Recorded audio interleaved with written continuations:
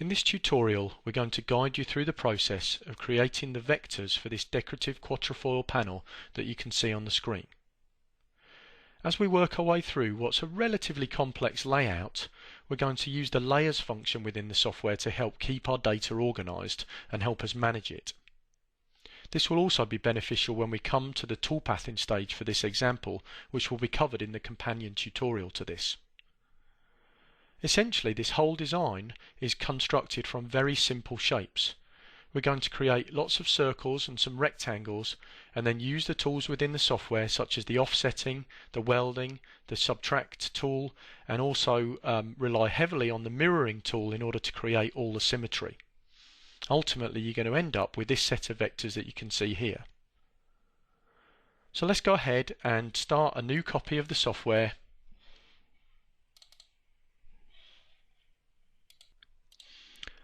So let's click on the icon to create a new file, and for this particular job setup we're going to go with 30 inches in X, 12 inches in Y, material Z0 on top of the block, thickness material 1. For the design portion of it, we're going to set the datum to be in the center here, so you can see with the red square that X0, Y0 is in that position. Working in inches, we're going to hit OK. So as we work through creating our vectors, we're going to keep the data organised on layers. This will also be helpful when we come to calculating the toolpaths in order to make it easier to select particular items. So the first thing I'm going to create is the basic outline of my part. So I'm going to come to the layer drop down here, click on the down arrow. I'm going to click on the layer 1, the name of it, and I'm going to change the name and we'll call this outline shape. Hit close. So that's the current layer. It's the only layer we have at the moment. I'm going to go ahead and draw a rectangle on that layer. So click on the icon to draw rectangle, and I'm going to put the anchor point for this in the center at X0, Y0, and we're going to make this 27 inches wide and 10.5 inches high. Hit create and close. Let's set up another new layer now for our next pieces of geometry. I'm going to click on this down arrow here, click on the button to add new layer, and we'll call this top and bottom grooves. Hit close, and I'm going to create a rectangle, and I want to snap to the corner of our larger rectangle here, and so I'm going to click on the lower left hand corner for our anchor point. I'm going to snap here, so when I get the cursor changed down, I'm going to click, holding the mouse down. I'm going to move the mouse over to this side, snap to that corner and let go, and you can see that's picked up the width of those two snap points, and now when I specify the height, it will go up from that lower left hand corner there. So I'll put in a ½ inch value for the height, hit create and close. So there's my little rectangle I've just created. Now I'm going to select that, and I'm going to ask the software to move that, and I'm going to move that relative to its current position. I'm going to go Y value 0.375 inches and hit apply. So we're just moving that up by 3/8 of an inch. And now what I'd like to do is create a mirrored copy of that, the part symmetrical top to bottom, and so I'm going to come into the mirror selected objects and flip about job center. I want to flip about this line in the middle here. I'm going to flip it vertically and make sure I've got create a mirrored copy checked. So click on the icon to flip vertical. There is the top part, or the top shape for our two grooves there. So I'm happy with what we've created here. What I'm going to do now is make these layers invisible, because we won't be needing this geometry for a little while, and create another new layer for the next shapes that we're going to make. So I'm going to click on the down arrow. I'm going to make each of these layers invisible by clicking on the light bulbs. Click the button to add a new layer, and I'm going to call this layer foils. Go ahead and hit close. Now I'm going to draw a circle which is at 0, 0. Diameter of that circle is going to be 1.5 inches. Hit create and close.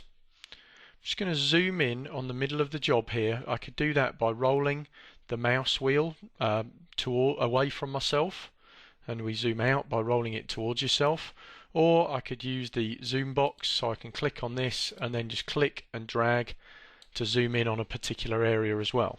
To exit the zoom box function, you'll need to come over and click on the selection mode arrow. So now I'm going to select this vector we've just created, going to move the selected object, and I want to move it relative to its current position, and I want it to go 2/3 of an inch down. So I'm going to put -2 divided by 3 equals. So remember, you hit the equals key on the keyboard when you're doing a calculation like that. You can hit apply and close. And now I'd like to make a little array of these circles. So I'm going to make a circular array. So we click on this icon here, and I'm going to tell the software I want to rotate the copies. Number of items 3, rotation center is 0, 0, so it's in the middle of the part here, and I want 3 items within a 360-degree circle. So make sure group copies is unchecked. We'll go ahead and hit copy, close. So we've created 3 separate objects there, and now with those selected, I'm just going to come straight across and click on the icon to weld those vectors together. So that's essentially just going to get rid of all the pieces where they overlap and just leave me with the silhouette of those 3 shapes. Now I'm going to offset that inwards, so I'm going to select the vector, come down to offset inwards by 0.25 inches, create sharp corners is checked, and hit offset, close, and then I'm going to create another circle. So I'm going to click on the draw circle icon, I'm going to snap to the middle of the part, X0, Y0, drag myself this circle, and just so it overlaps with those corners a little bit, then we'll come up here and edit the diameter of that to be 1.25 inches, hit apply and close. And now what I want to do is effectively weld these 2 shapes together. So I'm going to take the circle, shift and select this shape that we offset, come down here, and again I'm going to choose the weld selected vectors option, so I get the silhouette, the outer silhouette of those 2 shapes where they overlap. Click on that, and there we can see we've created our nice little trifoil shape that we're going to use in our design. So let's zoom our work area to fit now. Come under the 2D view control and click on the icon here. And next I'm going to draw a circle. Click on the create circle icon, and we're going to make this diameter 7.5, centered 0, 0. Hit create and close. Next, I want to make a copy of this moved over 9 inches to the left. So I'm going to select the circle, I'm going to right mouse click here, and we're going to come up into the menu and choose the option to copy. So that'll copy that to the clipboard. Now I'm going to move that shape, so I'm going to click on the move selection. We're going to go relative to its current position, and we're going to go -9 along the x-axis, -9 inches from its current position, hit apply and close. And now what we can do is right mouse click and go to paste, and that will paste back in the shape that we copied onto the clipboard. Now I'd like to take our trifoil shape and just align that with the top edge of these circles, and so that it's equidistant between them. To help me do that, I'm going to create a line which is snapped to the top 2 points of each of these circles. Come over, click on the draw polyline tool, and we'll just click and snap to there, and then get to the snap point there so we can see the cursor change, and click there. Right mouse click in order to accept that.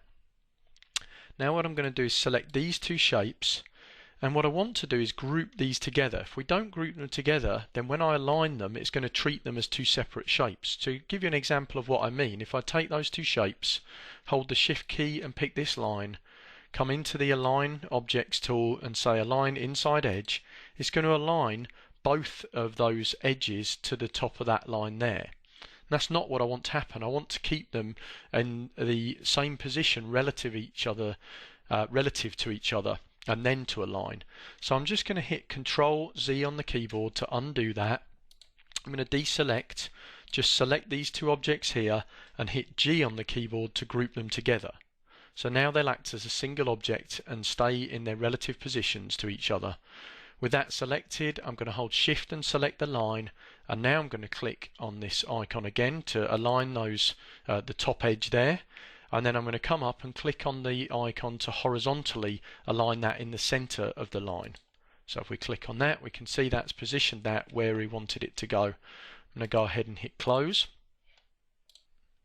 Now what I'd like to do is create some offset vectors that are going to give me all the geometry I need to create the little decorative V-carved elements that are going to be part of our design.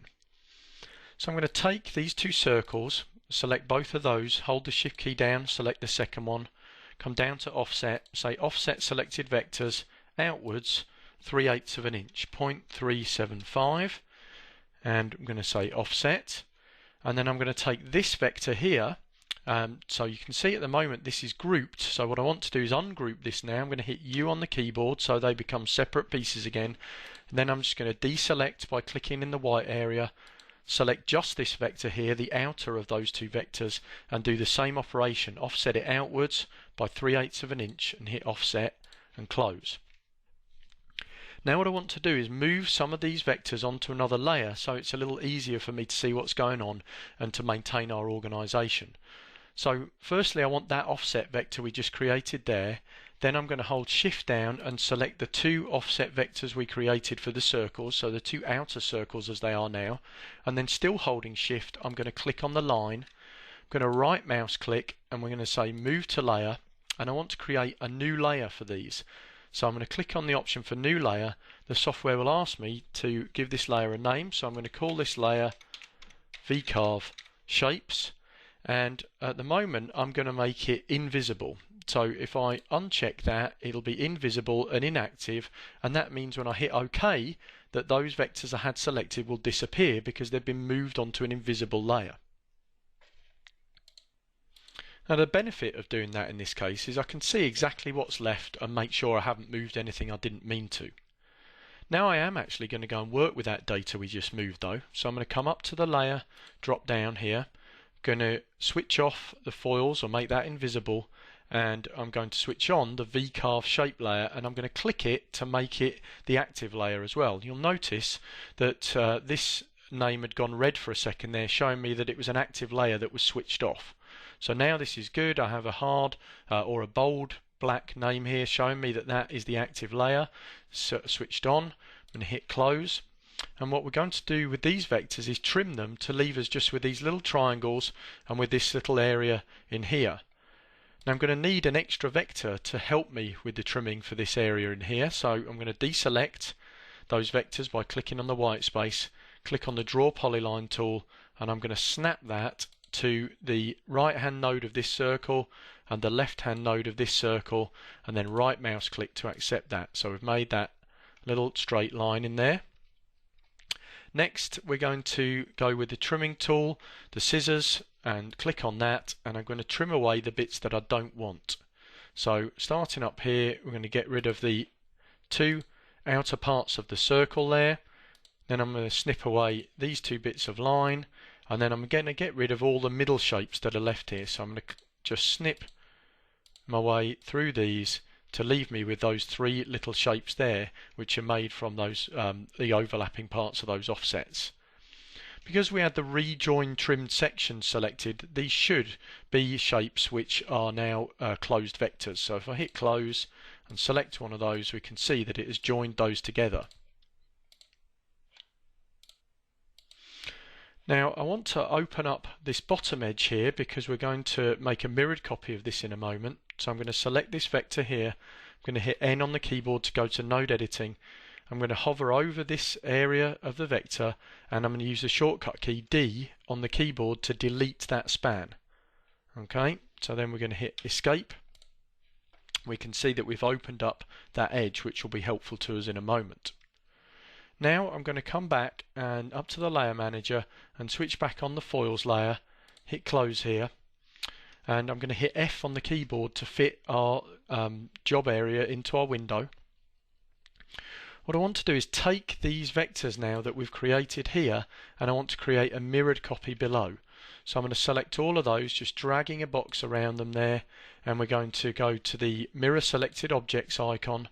I'm going to say flip about job center, create a mirrored copy, and flip vertical, and that's just going to flip those down below there.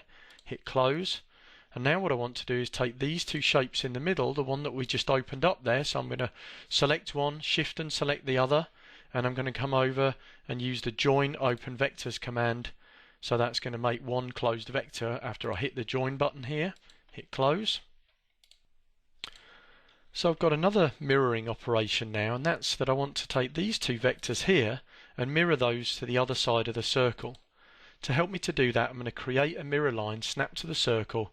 I'm going to click on the Draw Polyline tool. I'm going to snap to the top node of this circle, snap to the bottom node of this circle, right mouse click to accept that.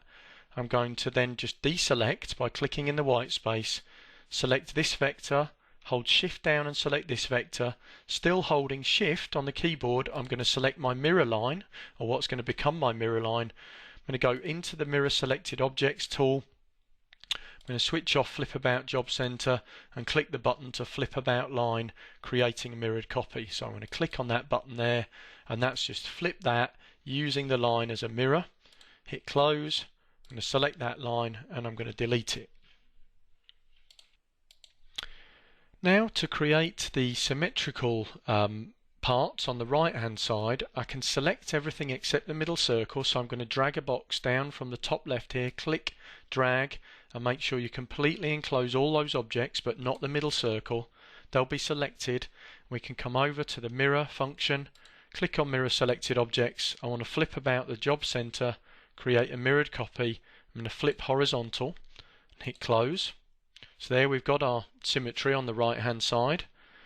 Now I'm going to switch off some of the data. We'll simplify things a little by coming to the layer list. We'll click on the drop down arrow. I'm going to undraw the V-carve shape layer, so we'll click the light bulb to make that invisible.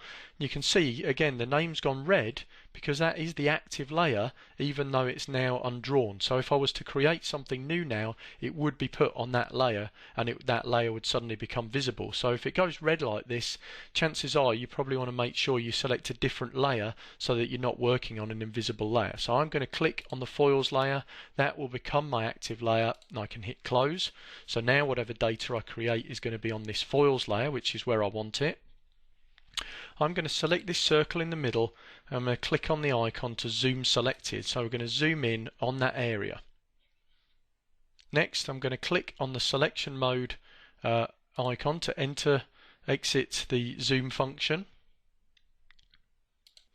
And I'm going to create two offsets of our circle. So let's make sure it's selected, come down to offset selected vectors. I'm going to offset this inwards by 0.25 of an inch with the option to select new checked, hit offset. So that select new has made our newly offset vector become selected here, and now I'm going to put in a value of 3/8 of an inch to offset that in further. Offset, I'm going to hit close and I'm going to click in the white space to deselect those vectors. Make sure this is not selected because I'm going to create a new circle in a minute, and if that was selected then what I would actually do is edit this circle here. So make sure you have nothing selected, click on the draw circle icon. I'm going to put in a diameter of 3 and that's going to be at X0, Y0 center, hit create and close. And now what I want to do is take this vector and align it to this vector. So I'm going to hold shift down and select this. Then I'm going to go to the align selected objects. I'm going to click on the icon to align the inside edge here. Hit close. So now our smaller vector has been aligned to the top of our larger vector. I'm going to click in the white space to deselect.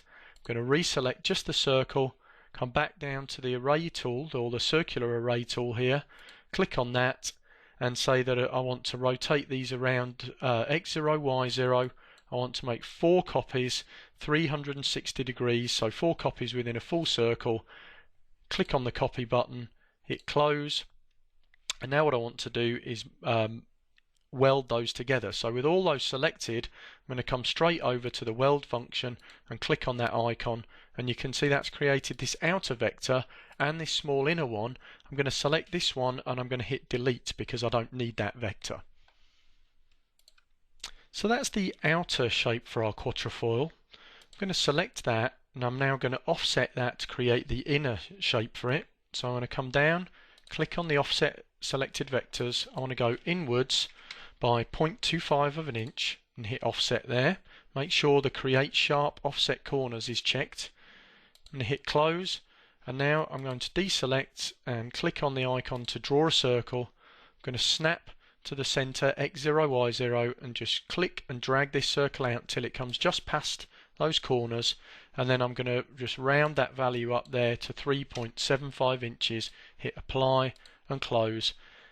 With that selected, I'm going to hold shift down and click on this inner offset shape here to add that to the selection, and then I'm going to come over and click on the icon to weld the selected vectors together. So now we've got the inner part for our quatrefoil shape. Now I want to offset the outer shape we've got here, so that again we can generate the geometry we need for the little V-carved decorative elements that we're going to have in each of the corners inside of these larger circular pieces. So with this vector selected, I'm going to click on the offset selected vectors icon. I'm going to go outwards 3/8 of an inch, 0.375, hit offset and close, and that is currently selected because I had select new checked, and I'm going to hold shift down and add to the selection this vector here. So this is the vector that we originally created to align the top part of our quatrefoil. So with these two vectors selected, I'm going to right mouse click and ask the software to move those, so move to layer, and I'm going to move those onto the V-carve shape layer, and they'll disappear because that layer is currently invisible. Let's come over and click on the icon to zoom to fit. I'm going to click on the down arrow for the layers. I'm going to switch off the foils layer, switch on the V-carve shape layer. I'm going to click on the name to make that the active layer and hit close. And now what I want to do is just trim away the pieces of this shape I don't want. I could use the scissors tool, or in this case what I can see is what I actually want to do is have the circle as my main vector and then subtract the kind of quatrefoil shape from it. So I'm going to select the circle first, shift and select this other shape here. I'm going to come over and choose the option to subtract vectors, and you can see once we've taken away that shape from the circle, we're left with these little pieces here, which is just what I wanted, and each of those is a nice closed vector. So our vector layout for the part is almost finished. I'm going to come back to the layer list, click on the down arrow, switch on the foils layer here. I'm going to close this for a second. What I want to do is just make copies of these shapes we've got in the middle here. So I need to select all these vectors. Now it's going to be tricky for me to drag a box around these and just select the ones that I want. So what I can do is if I start in the bottom right and drag a box up to the left, then I only need to partially cover the vectors that I want to select. So in this case, if I click between these two outer circles, drag a vector up like this so that it just touches these other vectors here that I want to add to the selection, make sure I don't go into the outer circle, then they'll all be added to the selection. When we drag from the right up to the left, we only need to partially cover the objects. When we drag from the left down to the right, then the objects need to be completely within the box. So using those different techniques can help you depending on the geometry you're trying to pick with the mouse. With these, I'm going to click on this again with the mouse to go into the transform mode, and I'm going to use the snapping the software has to make copies of these and snap them to these other circles. So to make a copy of something, when you drag it, you hold the control key down on the keyboard, the CTRL key. So I'm going to hold the control key down, keep it pressed. I'm going to come over the center of these vectors that we selected here. I'm going to click, hold the mouse down, and I'm going to drag the mouse over until it snaps to the middle of this circle, and then I'm going to let go of the mouse button. So that's made a copy there because I'm still holding the control key down. Then I can repeat that operation, so I still have the control key held down. I can click in the middle there, can drag it across, make sure it's snapped, let go, and there I've created another copy. And now I can come back over it. We can click on the selection mode arrow to exit the transform mode. Come to the drop down for the layers list, click on the two layers that are currently invisible to switch those on, hit close, and there's all the vectors for our nice quatrefoil panel that we're going to create toolpaths for in the companion tutorial to this. So let's save this file now so we have a copy of it in the project folder. Go up to File, Save As, and we'll call this quatrefoil panel vector.crv. So if you wanted to, you could take a look at that file. So before we conclude, let's summarise some of the things we looked at during this example. We started with a blank job setup, and we decided that we were going to keep our work organised by creating layers as we went along. This was very helpful because it allowed us to display and undisplay things as we were drawing different parts of the job. Certainly much easier than trying to keep track of everything all at once when you're working on something relatively complex. The layers will also be beneficial to us when we come to creating the toolpaths, as you'll see in the next tutorial. We went ahead and used a large variety of the drawing and editing tools that are available in the software. We created lots of simple shapes such as circles and rectangles, used the alignment tools to position these, the array tools to make multiple copies, and then we also looked at how we can weld and subtract these simple shapes together to make more complex shapes. We also relied heavily on the mirroring tools within this particular example. There's a lot of symmetry here, so the ability to sketch a line and mirror about a line, and also to mirror about the center of the job, made it easy to create all the repeating patterns that we've ultimately ended up with. In the companion tutorial to this, we'll show you how you can use a variety of tools, different shapes of tools and different toolpath types in order to create a nice three-dimensional effect panel using these vectors. And that concludes this tutorial.